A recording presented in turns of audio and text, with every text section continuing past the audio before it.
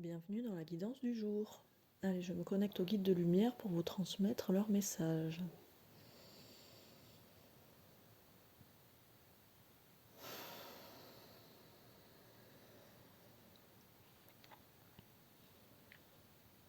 Avez-vous remarqué qu'il y a des moments dans une journée, il y a plusieurs moments, plusieurs créneaux, plusieurs ouvertures pour la libération émotionnelle?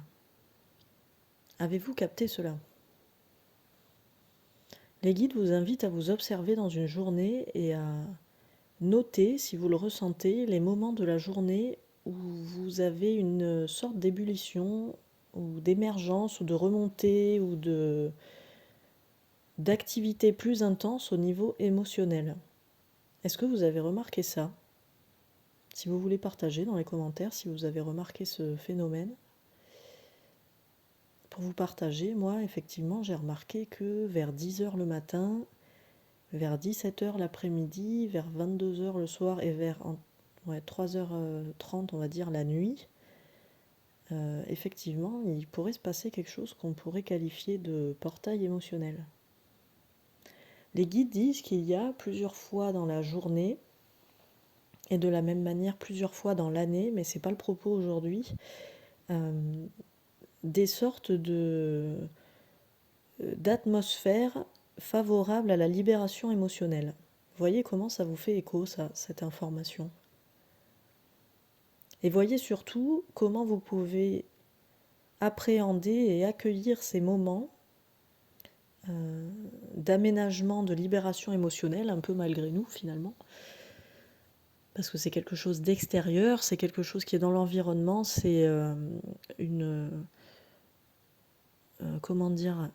une addition et une concordance de faits qui nous échappent, qui permet un contexte favorable de libération émotionnelle. Ça ne veut pas forcément dire que le contexte est agréable et confortable, mais que c'est le bon moment, dans une journée de l'humain en tout cas, de libérer les émotions. D'accord. Et que si on fait ça en conscience quotidiennement,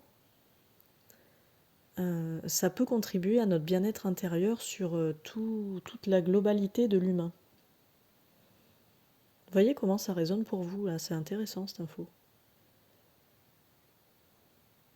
Et donc il s'agirait en fait de pouvoir se décharger dans ces temps. Alors c'est pour ça que je vous demande de partager, je ne sais pas si c'est pareil pour tout le monde. Les guides me disent que ça peut être, que les créneaux peuvent varier en fonction des humains,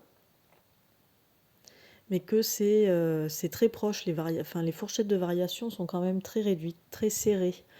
Donc on doit être à peu près tous au même, autour des mêmes créneaux horaires, entre guillemets, si je peux dire. Je demande du coup pourquoi, comment, enfin comme d'habitude, je pense plein de questions parce que j'ai envie de savoir, je ne connaissais pas ce truc-là.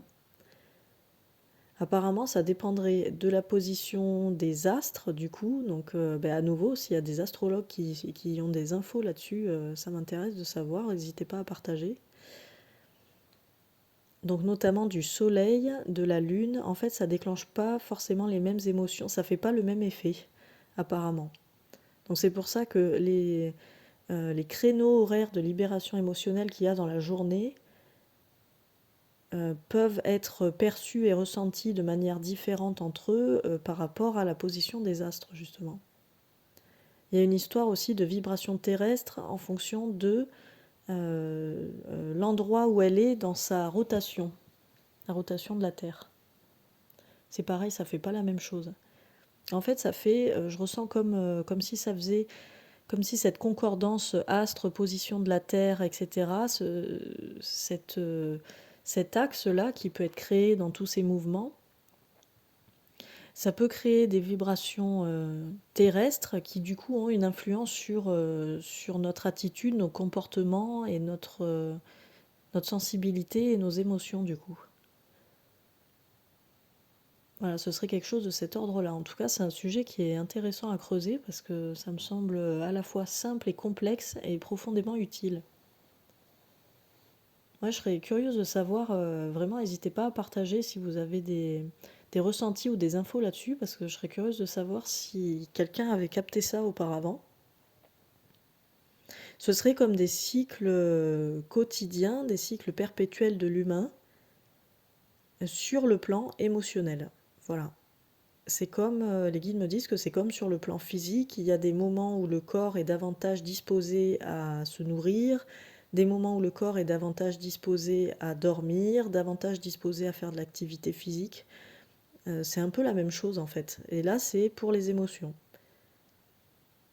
Donc je demande les autres plans, de la même manière, il y a des moments où le mental aura peut-être davantage d'activité, mais ça apparemment c'est lié au plan émotionnel aussi.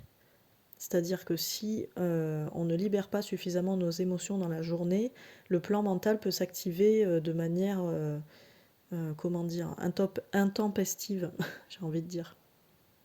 Et sur le plan spirituel, c'est la même chose. Il y a des moments dans une journée où l'ouverture spirituelle est davantage facile, bénéfique et sécurisée aussi, je reçois, que d'autres moments. Ok, très intéressant. Donc là, ces informations, elles ont vocation aussi à faire un peu un tour là, dans tout notre être et voir comment ça résonne pour nous, voir comment ça s'installe, voir si on capte des informations supplémentaires, comment on peut les intégrer dans nos journées et dans notre fonctionnement intérieur. Observer tout ça et voir les résultats que ça donne en fin de compte. Je demande s'il y a autre chose. Les guides nous rappellent toujours de bien respirer et de bien s'ancrer parce qu'il y a encore des vagues là énergétiques. Donc prenez bien le temps de respirer, de vous ancrer et n'essayez pas d'expliquer ce qui vous arrive. Voilà, émotionnellement parlant. Bon, mais je vous dis bonne journée et à demain pour la prochaine guidance quotidienne. Salut!